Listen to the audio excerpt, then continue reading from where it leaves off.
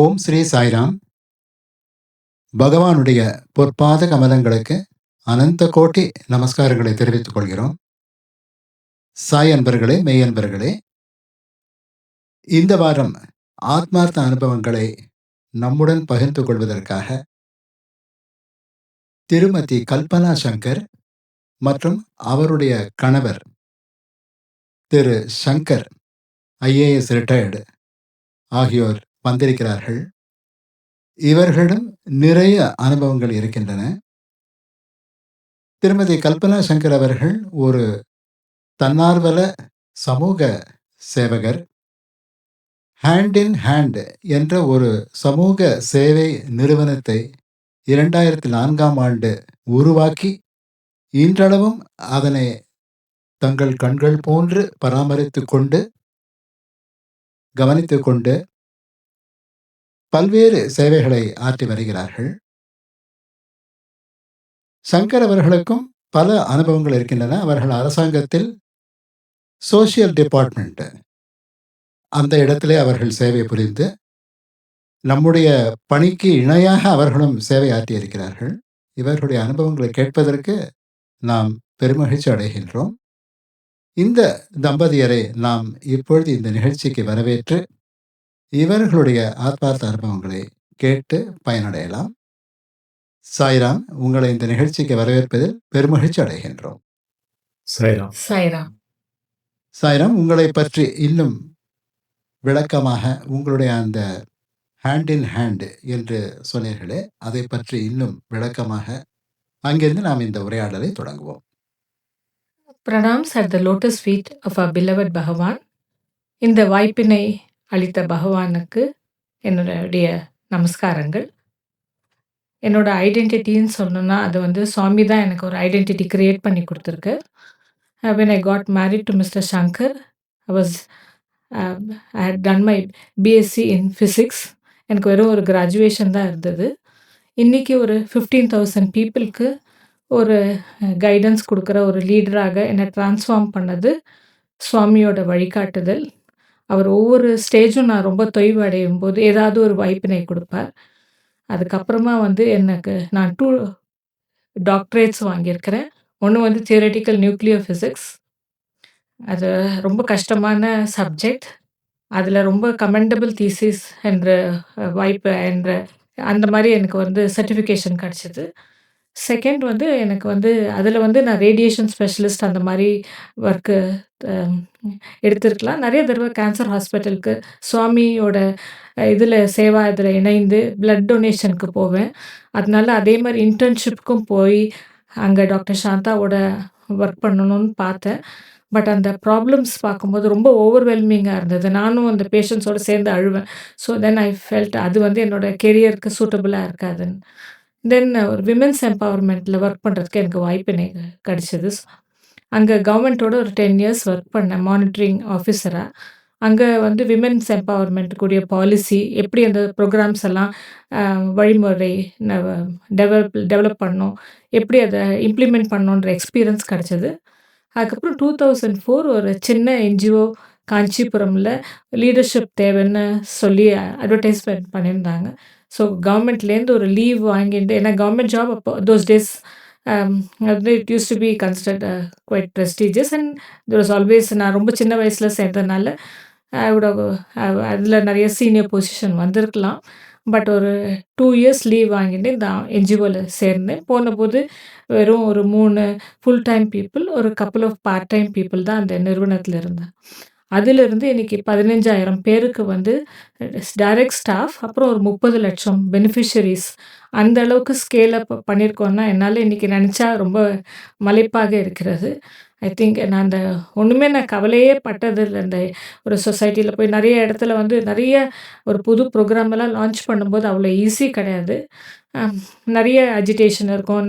சில சமயம் local community accept பண்ணிப்பாங்க, சில சமயம் அக்செப்ட் பண்ணிக்க மாட்டாங்க. சில இது நம்ம பண்ணுறது அவங்களுக்கு பிடிச்சிருக்கும், பிடிக்காமல் இருந்திருக்கும், அந்த மாதிரிலாம். பட் அந்த மாதிரி ஒன்றுமே பயந்ததே கிடையாது. எங்கே வாய்ப்பு சேவை கிடச்சதோ worked very hard. Hand in hand மூலியமா வந்து வறுமை ஒழிப்பிற்கு அதான் அந்த என்ஜிஓ மெயின் ஃபோக்கஸ் பண்ணா கூட, அதுக்கு எப்படி பண்றதுன்னு பார்த்து ஒரு 5 பில்லர் ப்ரோகிராம் டெவலப் பண்ணோம். அம் அப்போ ஆரம்ப காலத்தில 2004லாம் காஞ்சிபுரத்தில நெறைய குழந்தைகள் வந்து ஸ்கூலுக்கு போகாம தறியில வேலை பார்த்துன்னு இருப்பாங்க. ஸோ அந்த குழந்தைங்கள வந்து தறியிலேருந்து எடுத்து இப்ப டைரக்ட்டா ஸ்கூல்ல அட்மிட் பண்ண முடியாது. ஏன்னா சில குழந்தைகள் 6 மாசத்துக்கு ஸ்கூலுக்கு போயிருக்க மாட்டாங்க. சில பேர் வருஷக்கணக்கா ஸ்கூலுக்கு போயிருக்க மாட்டாங்க. அப்படியே ஹேண்ட் இன் ஹேண்ட்ல ஒர்க் பண்ணும்போது தான் ஒரு குழந்தையோட லைஃப் எல்லாம் எவ்வளோ கஷ்டப்படுறாங்க. ஏழ்மை. சுவாமி வந்து ஏழைங்களுக்கு சேவை பண்ணணும். அவரே வந்து நாராயண சேவா பண்றதெல்லாம் நெறைய பாட்டெல்லாம் பா நம்ம அந்த பஜன்லாம் பார்த்துருந்தா கூட, அத வந்து நேராக வந்து அந்த கிராமப்புறத்தில ஒர்க் பண்ணும்போது தான் வி கேன் ஆக்சுவலி அந்த அனுபவம் நமக்கு கிடைக்கிறது. ஏன்னா ஒரு ரூ. 5000க்கு ஒரு குழந்தைய வந்து பாண்டட் லேபரர் லைஃப் பூரா அந்த குழந்தை ஒர்க் பண்ணணும். அந்த குழந்தை பெருசான அப்புறம் தான் அந்த பாண்டு ஏஜ்லேருந்து வெளியே வர முடியும். அந்த மாரி சூழ்நிலை. அப்புறம் மாடு மேய்க்கிறதுன்றது ரொம்ப எளிதில நம்ம சொல்லுவோம். ஒரு குழந்தை வந்து ஒரு மாடு மேய்க்கணும்னா ஒரு நாளைக்கு 20 கிலோமீட்டர் நம்மளால ஃபிட்னஸ்க்காக 5 கிலோமீட்டர் நடக்கிறதே பெரியவா நம்ம கஷ்டப்படுறோம். அதனால ரொம்ப அந்த குழந்தைங்கள வந்து அ ரொ ரொம்ப என்னோட குழந்தைகள் மாரி அத்தன ஆரம்பத்தில ஆரம்பிச்சுட்டோம். அந்த ஸ்கூல்ஸ் எல்லாம் residential schools for child labourers. ரொம்ப முன் அனுபவம் அந்த ஃபீல்ட்ல கிடையாது. But I think Swami has helped. ரொம்ப சின்சியரா நெறைய குழந்தைகள் இன்னைக்கு வந்து கவர்மெண்ட்ல ஒர்க் பண்றாங்க. சில பேர் போலீஸா இருக்காங்க. சில பேர் ஆர்மில சர்வ் பண்றாங்க. நியர்லி 500 சில்ட்ரன் யார் வந்து இந்த பாண்டேஜ்ல ஸ்கூலுக்கு போக முடியாத இருந்த நிலைமையில இருந்தவாலாம் இன்னைக்கு போஸ்ட் கிராஜுவேஷன், கிராஜுவேஷன்லாம் முடிக்கும்போது சுவாமிக்கு அந்த குழந்தைகளுக்கெல்லாம் ஒரு வழிகாட்டுதலுக்கு ரொம்ப நன்றி. ஸோ எஜுகேஷனுக்கு சுவாமி ரொம்ப இம்பார்ட்டன்ஸ் குடுத்ததுனால, நாங்களும் ரொம்ப இம்பார்ட்டன்ஸ் குடுத்து, first few years only education, government ஸ்கூல்ஸோட இன்வால்வ் பண்றது, நெறைய பிடிஏ ப்ரோகிராம்ஸ்லாம் கண்டக்ட் பண்றது, குவாலிட்டியா கவர்ன்மென்ட் ஸ்கூல்ஸ் ரன் பண்ணதுக்கு நாங்க ஹெல்ப் பண்ணோம். அப்புறம் அஸ்திவாரம் இந்த பாவர்ட்டிக்கு என்னன்னு பார்த்தா வந்து ஏழ்மை தான். ஸோ விமென் வந்து எம்பவர் பண்ணி, அவளுக்கு ஒரு நல்ல ஒரு இன்கம் ஏர்னிங் கெப்பாசிட்டி குடுத்தா, அந்த ஃபேமிலில வந்து அந்த குழந்தைகள எல்லாம் படிக்க வைப்பான்றது தான் நம்ம நம்பிக்கை. ஸோ அதனால வந்து இந்த மதர்ஸ் ஆஃப் சைல்ட் லேபரர்ஸ கொண்டு குரூப்ஸ் ஃபார்ம் பண்ணோம். அப்புறம் அவளுக்கு சின்ன சின்ன உதவிகள் செய்தோம். ஒரு எக்ஸ்ட்ரா தறி போடுறது, ஜக்கார்ட் மிஷின் வாங்குறது, அவங்களோட லைவ்லிஹுட் எல்லாம் எக்ஸ்பேண்ட் பண்றது. அப்புறம் வந்து டெய்லரிங் சொல்லிக் குடுத்து, அப்புறம் கார்ப்பரேட்ஸோட லிங்க் பண்ணி அவளுக்கு எம்ப்ளாய்மென்ட் குடுக்கறது. அப்புறம் பார்த்தா ஒரு 1 ஆர் 2 இயர்ஸ்ல நெறைய மாறுதல்கள். குழந்தைங்கள்லாம் ஸ்கூலுக்கு போக ஆரம்பிச்சுட்டாங்க. அப்புறம் வந்து இந்த என்ஜிஓ வந்து ஸ்கேல் அப் பண்றதுக்கு நெறைய ஆப்பர்ச்சுனிட்டி கிடைச்சது. 2007 நெனைக்கிறேன். மத்திய பிரதேஷ் போம்போது எனக்கு ரொம்ப அப்படி ஒரு எமோஷனலா இருந்தது. ஏன்னா அவ்ளோ ஒரு ஏழ்மை. அம் அ எல்லாம் மண் செவுரு தான். அப்புறம் அந்த இடத்துல வந்து நம்ம எப்படியாவது ஒரு நல்ல சேவை பண்ணணும்னு நெனச்சு, இன்னி வரைக்கும் அங்க கன்டின்யூ பண்றோம். இப்போ அவங்களோட லைஃப் எல்லாம் நெறைய மாறிடுத்து. அதுக்கப்புறம் அதனால கிட்டத்தட்ட ஒரு 30,00,000 பெண்கள் இந்தியா பூரா 18 ஸ்டேட்ல இந்த புரோகிராம விரிவுபடுத்த முடிஞ்சது. அந்த புரோகிராம் மூலியமாக நெறைய அவங்களுக்கு skill development, income generation program எல்லாம் குடுத்து, அவளுடைய வாழ்க்கை தரம் இம்ப்ரூவ் பண்ணியிருக்கோம். இப்ப நெறைய பேரு சொந்தமா தொழில் பண்ற அளவுக்கு அவங்க லைஃப் மாறியிருக்கு. இதெல்லாம் வந்து அ கடவுளோட அருள் இல்லாம இவ்ளோ ஸ்கேலிங் அப் எல்லாம் வந்து என்ஜிஓல பண்றதுன்றது அ ஒருத்தர் கூட நான் விட்டு வைக்க மாட்டேன். ரூ. 10 குடுக்குறவாளும் சரி, பெரிய டோனரா இருந்தாலும் சரி, யாராவது ஏதாவது ப்ரொபோஷனலா ராத்திரியோ, பகலோ உட்கார்ந்து எழுதி அந்த ஃபண்ட் வாங்கி ஏதாவது ஹெல்ப் நம்மளால முடிஞ்சது எல்லாருக்கும் ஹெல்ப் பண்ணோம். அந்த மாரி அந்த அந்த பிலாசபில தான் இன்னி வரைக்கும் ரன் பண்றோம். அண்ட் ரொம்ப நல்ல அத சுவாமி சொல்லுவாரு. எப்படி வந்து நம்ம லைஃபே எப்படி நம்ம ஒரு ட்ரஸ்டி மாரி தான் இருக்கணும். நமக்கு ஒண்ணுமே நம்ம எடுத்துன்னு போறதில்ல.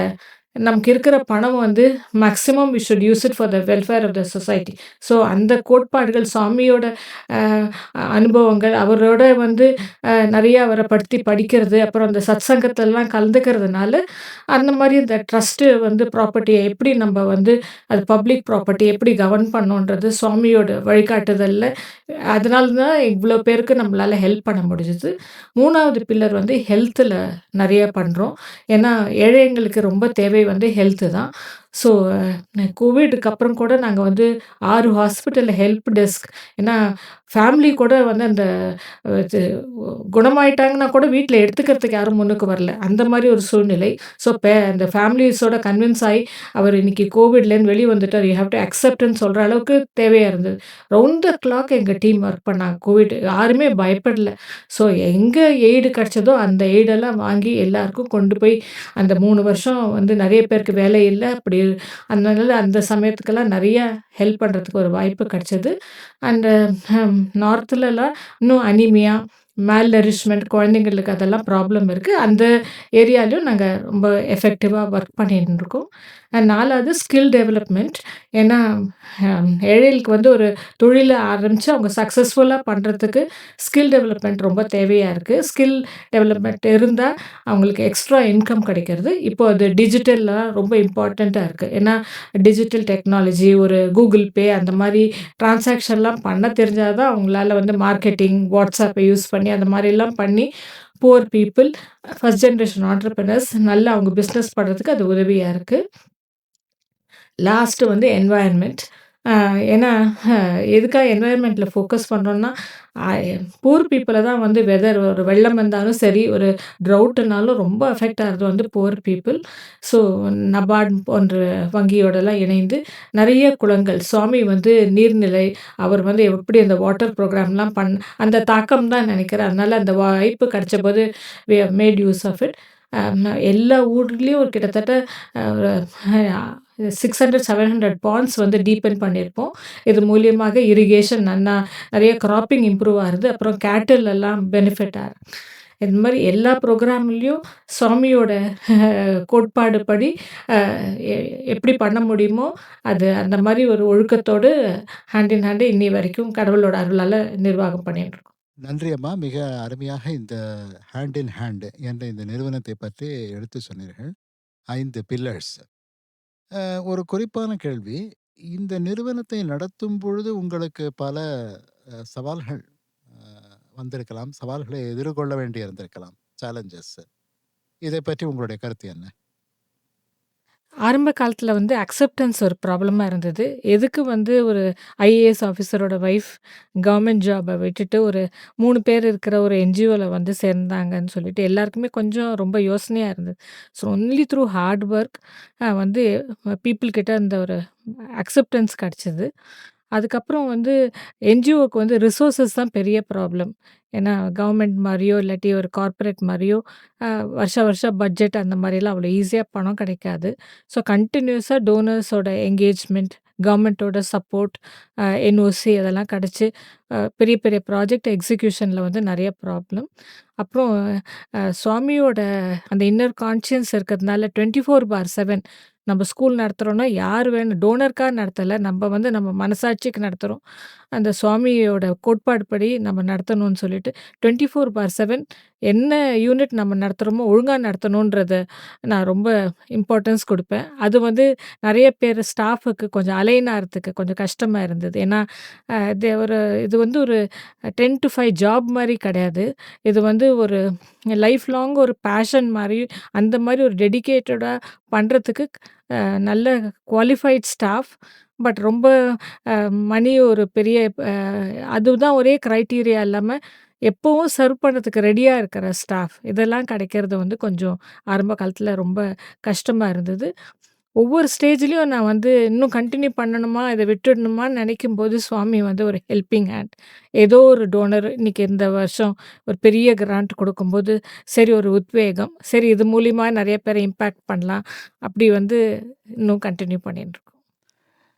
நன்றி அம்மா. மற்றும் ஒரு குறிப்பான கேள்வி. அ அதாவது ஒரு கிராமத்தில் நீங்கள் இந்த சேவை செய்கிறேன் என்று சொன்னீர்கள். அங்கிருக்கும் குழந்தைகளை, அதாவது பள்ளிக்கு செல்லாத குழந்தைகளை, அல்லது பள்ளியிலிருந்து வெளியில் வந்த குழந்தைகளை மீண்டும் சேர்ப்பதற்கான முயற்சிகளை எடுத்து செய்தேன் என்று சொன்னீர்கள். இந்த கிராமங்களில் வேறு என்னென்ன பணிகளை நீங்கள் செய்ய முடிந்தது? அதைப் பற்றி ஏதாவது சொல்ல முடியுமா? அம் இந்த 5 பில்லர் ப்ரோகிராம் பண்ணோம். அப்புறம் வந்து அ நெறைய இவரோட இன்புட்ஸும் நெறைய வாங்கிப்பேன். Like bouncing board. ஏன்னா அவருக்கு கவர்மெண்ட்ல ஸ்கீம்ஸ் பத்தி தெரியும். எது வந்து இம்பேக்ட்ஃபுல்லா இருக்கணும்னு தெரியும். அந்த மாரி சிஎஸ்ஆர் வரும்போதெல்லாம் இவர் வந்து நம்ப வந்து நெறைய ஆப்பர்ச்சுனிட்டி வருது நம்ம கண்ட்ரில. அதெல்லாம் நம்ம யூஸ் பண்ணிக்கணும். அதனால நெறைய கார்ப்பரேட் சப்போர்ட் வாங்கி கிட்டத்தட்ட ஒரு 700 அங்கன்வாடி புதுப்பிச்சிருக்கோம் இந்தியா முழுக்க. அப்புறம் கிட்டத்தட்ட 47 பிரைமரி ஹெல்த் சென்டர். பார்த்தா இப்போ அப்போலோ ஹாஸ்பிட்டலுக்கு ஈக்குவலன்ட்டா இருக்கும் அந்த ஃபெசிலிட்டீஸ் ஆஃப்டர் ரீமாடலிங். அப்புறம் நெறைய இடத்துல வந்து ஸ்கூல்ஸ் வேற 250 ஸ்கூல்ஸ் ஏதோ கார்ப்பரேட்ஸ் அவங்க குடுக்க விருப்பப்படுறாங்க. ஸ்டெம் எஜுகேஷன், ஸ்டெம் லேப் அதெல்லாம். அப்புறம் நெறைய ஸ்மார்ட் கிளாஸ் ரூம்ஸ் இந்த மாரி சிஎஸ்ஆர் கிராண்ட் எல்லாம் வச்சு டெவலப் பண்ணியிருக்கோம்.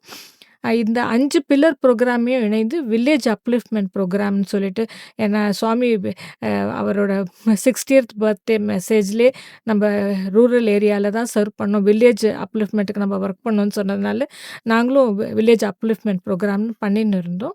பட் சுவாமியோட 100த் பர்த்டேக்கு எங்களோட ஆஃபரிங்காக சத்யசாய் ட்ரஸ்ட்டோட இணைந்து ஒரு 100 வில்லேஜ் ப்ரோகிராம் வந்து இம்ப்ளிமெண்ட் பண்றோம். இந்த ப்ரோகிராம்ல என்ன ஸ்பெஷாலிட்டினா, பால் விகாஸ இன்ட்ரோடியூஸ் பண்ணியிருக்கோம். அப்புறம் ஸ்பிரிச்சுவாலிட்டிலேருந்து பீப்பிள் வந்து விலகி போனதுனால ப்ராஸ்பெரிட்டி இல்ல. ஏன்னா நேர்மைக்கு முக்கியத்துவம் இல்ல. அந்த டிசிப்ளின் இல்ல. அதெல்லாம் கொண்டு வரதுக்கு ஸ்போர்ட்ஸு அப்புறம் வந்து அந்த லோக்கல் கோயில்ல ஒரு சென்டர் ஆஃப் டெவலப்மெண்ட் மாரி வச்சு கம்யூனிட்டியோட பார்ட்டிசிபேஷனோட அது பண்றோம். பால் விகாஸ்க்கு காஞ்சிபுரத்துலலாம் எதிர்ப்பு இருக்கும்னு நாங்க எதிர்பார்த்தோம். பட் அவ்ளோ பீப்பிள் வந்து ரிசீவ் பண்றாங்க. சத்யசாய் அம் சேவாதல் அண்ட் ஸ்டேட் யூனிட் அவ மூலியமாக ட்ரெய்னிங் ஆஃப் ட்ரெய்னர்ஸ் மாரி குடுத்து ஹேண்ட் இன் ஹேண்ட் ஸ்டாஃப் இந்த பால் விகாஸ் ப்ரோகிராம 100 வில்லேஜஸ்லயும் பண்றோம். சுவாமி பர்த்டேக்குள்ள ஒரு நல்ல இம்பேக்ட்ஃபுல் ஒரு 100 வில்லேஜஸ் கிரியேட் பண்ணணுன்றது தான் இப்போ அந்த ப்ரோகிராம தான் நாங்க இப்போ ஈடுபாட்டு பண்ணின்ருக்கோம். கண்டிப்பாக இந்த கேள்வியை தான் உங்களிடம் கேட்க வேண்டும் என்று இருந்தோம். நீங்கள் தனிப்பட்ட முறையிலே இந்த ஹேண்ட் இன் ஹேண்ட் செய்து வருகிறீர்கள். நிறுவனத்தோடு ஏதாவது இணைந்து செய்கிறீர்களா என்று கேட்பதற்காக இருந்தோம். நீங்களே சொல்லிவிட்டீர்கள். இன்னும் நல்லபடியாக வர வேண்டும். நீங்கள் நினைத்தாற்போல் இந்த 100வது பிறந்த நாளுக்குள்ள இந்த விஷயங்கள் வந்து நமக்கு கைகூட வேண்டும் என்று இறைவனிடம், பகவானிடம் பிரார்த்தித்துக் கொள்கிறோம். மிக்க சந்தோஷம். ஐயா, உங்களுக்கு இதற்கு இணையாக ஏதாவது அனுபவங்கள் இருந்தால் நீங்கள் சொல்லலாம். சாய்ராம், இந்த ஆப்பர்ச்சுனிட்டி கொடுத்த பகவானுக்கு முதற்கண் என்னோட நன்றி கலந்த வணக்கம். ஐஏஎஸ் நான் ஜாயின் பண்ணது 1982 தமிழ்நாடு காடரில். ஒரு ஃபாரஸ்ட் ஸ்மக்லர் வந்து ஒரு டிஎஸ்பி, ஒரு ஹெட் கான்ஸ்டபிள், ஒரு டீச்சர் 3 பேரையும் கிட்னாப் பண்ணிட்டு போயிட்டான். போயிட்டு போலீஸ்கிட்ட என்கிட்ட எனக்கு நம்பிக்கை இல்லை, போலீஸ்கிட்ட கலெக்டரோட தான் நான் பேசுவேன்னு சொல்லிட்டு